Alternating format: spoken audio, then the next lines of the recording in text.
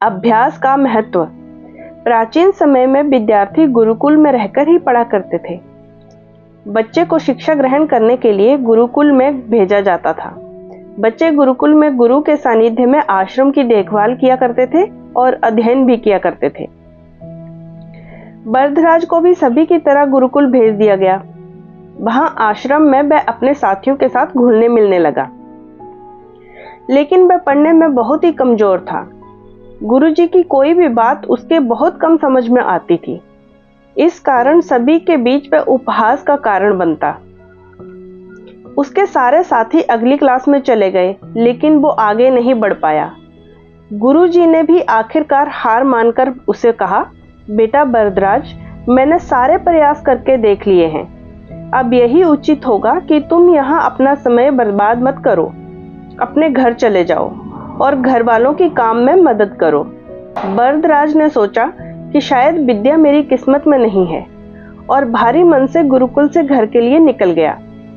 दोपहर का समय था। रास्ते में उसे प्यास लगने लगी। इधर उधर देखने पर उसने पाया कि थोड़ी दूर पर ही कुछ महिलाएं कुएं से पानी भर रही हैं। वह कुएं के पास गया। वहां पत्थरों पर रस्सी के आने जाने से निशान बने हुए थे। तो उसने महिलाओं से पूछा, ये निशान आपने कैसे बनाए? तो एक महिला ने जवाब दिया, बेटे, ये निशान हमने नहीं बनाए। ये तो पानी खींचते समय इस रस्सी के बार बार आने जाने से पत्थर पर ऐसे निशान बन गए हैं। बरदराज सोच में पड़ गया। उसने विचार किया कि जब एक कोमल से रस्सी के बार बार आने जाने से एक ठोस पत्थर पर गहरे निशान बन सकते हैं, तो निरंतर अभ्यास से मैं विद्या ग्रहण क्यों नहीं कर सकता? बरदराज ढेर सारे उत्साह के साथ वापस गुरुकुल आया और अथक कड़ी मेहनत की। गुरुजी ने भी खुश होकर भरपूर सहयोग किया। कुछ ही सालों बाद यही मंदबुद्धि बालक बरदराज आगे चलकर संस्कृत व्याकरण का महान विद्वान बना, जिसने लघु सिद्धांत कौमुदी, मध्य सिद्धांत कौमुदी, सार सिद्धांत कौमुदी, गिरवाण पद मंजरी की रचना की।